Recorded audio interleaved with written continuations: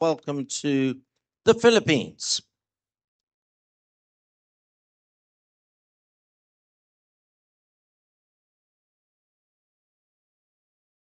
Mabuhay and Xin Chao. Puk lang cha tatka. I hope that means that I did not mispronounce it.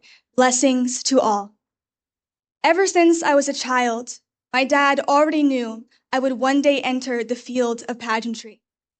Growing up, watching pageants with my dad and my sisters was a way that we bonded. And I remember one day during the pandemic, my dad came home with a pair of heels he had found on sale. Learn to walk in them, he told me. You'll need it for the future. So, there I was, 12 years old, walking around the house in my pajamas and heels during the quarantine. Skeptical at best, but how right he was. I am Asia Rose Simpson, Miss World Philippines 2026. I am the oldest of four, born to a Filipino father and an American mother. So my life is a tapestry of two cultures. I grew up in the province where I learned from my uncle and lola, who were farmers, that every seed planted carries the hope of harvest. Growing up, traveling internationally since I was 6 months old with my family's nonprofit organization shaped my heart for service. And it was through outreaches to the widows, elderly, persons with disabilities, single mothers, and children that I learned the simple act of showing up for others creates lasting change. This has been my world for the entirety of my life. And now I want to share it with all of you. So let's play a game.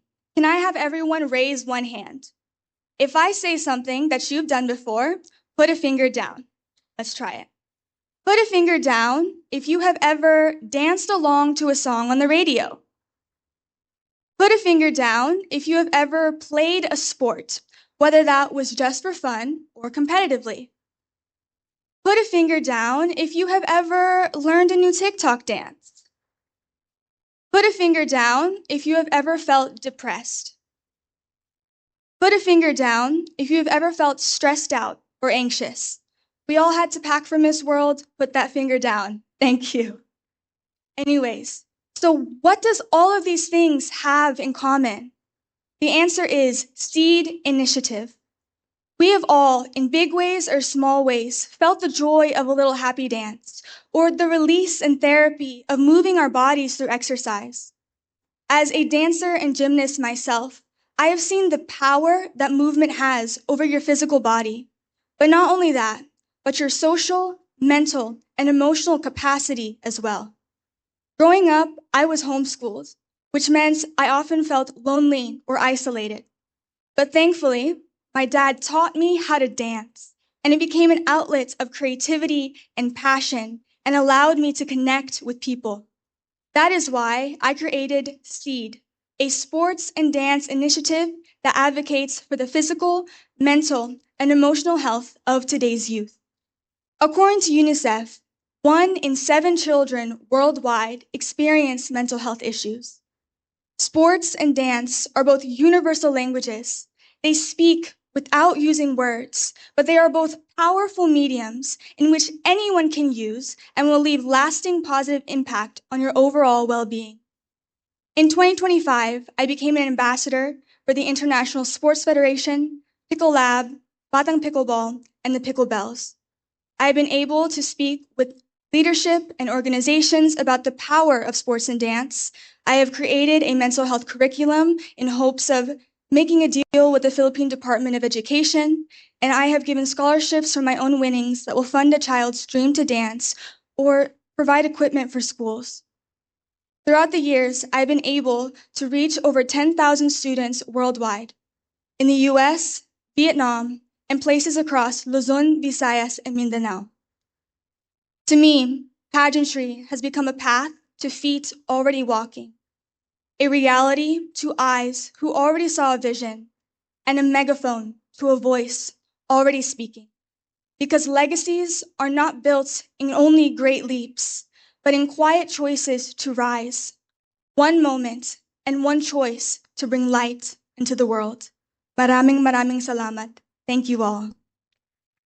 Thank you, Miss Philippines. And as you leave the stage, we should have said, keep your hands down if you bought less than 8 pieces of luggage to Missworld. Yes, exactly. There we are. Which is Asia and Oceania. Our second qualifier, Philippines.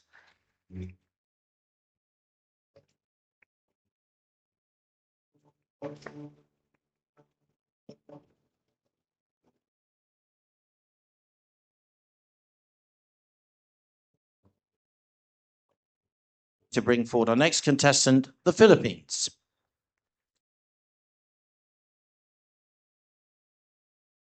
There we are. At the same 2 minutes. If we get to the end of 2 minutes, we'll give you 15 seconds wrap-up time before we have to stop you. Here is your question. Asia and Oceania include some of the world's oldest traditions and some of its fastest changing societies.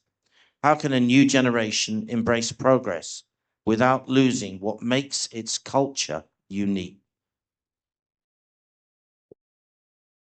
There's a quote that goes something like, "A people who do not know their history, origin, or culture is like a tree without roots." Our cultural heritage is one of the main frameworks that make us who we are. The traditions that we hold, the food that we eat, or the people that we're around. It's what makes home feel like home. And the best way to preserve our cultural heritage is to simply pass it down to the next generation. Growing up in the Philippines, I saw firsthand the Filipino culture of kapwa, which simply put means interconnectedness, like a string that binds us all together. Whether that was the simple things like sharing food off of the same plate, or the bayanihan spirit of neighbor helping neighbor after a typhoon struck. It was the simple things like this that shaped me into who I am, and in the future will shape who my children are. And though we have many avenues of promoting our culture, social media, pageantry, our spheres of influence, it will be the simple things that save us. Speaking our native language at the house, sharing stories of old to our children and our grandchildren, or cooking recipes from our grandparents. In a fast-paced, modernized digital world, things like kapwa or the bayanihan spirit will not be lost. In fact, they will be the things that ground us fully, because that is what roots are for. And every generation learns from the last and the next. Thank you. Thank you very much, Philippines.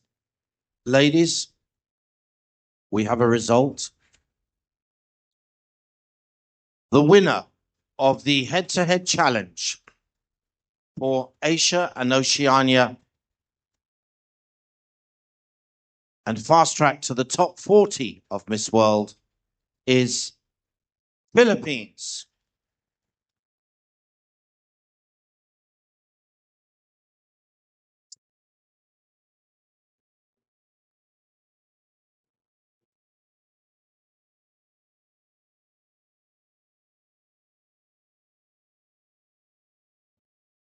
Now, Philippines, would you like to address the audience and the judges, please?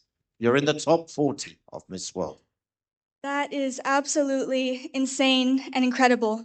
Thank you so much from the bottom of my heart. Thank you for allowing me to represent the Philippines, and thank you for giving me this responsibility and honor. I plan to use it to the fullest and to use my voice to inspire those who are watching. Maraming salamat. Well, congratulations to the Philippines. And also put your hands together for the other finalists in Asia and Oceania, Asia and Oceania, and it's the Philippines.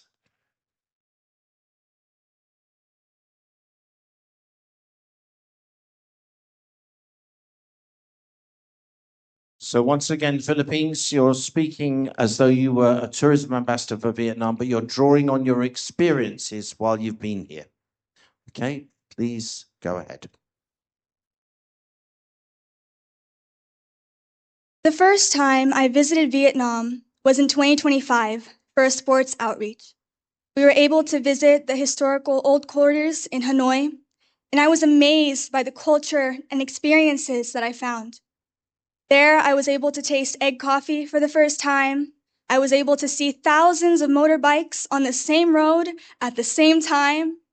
My sister found a new favorite fruit with the little orange mandarins that they have here.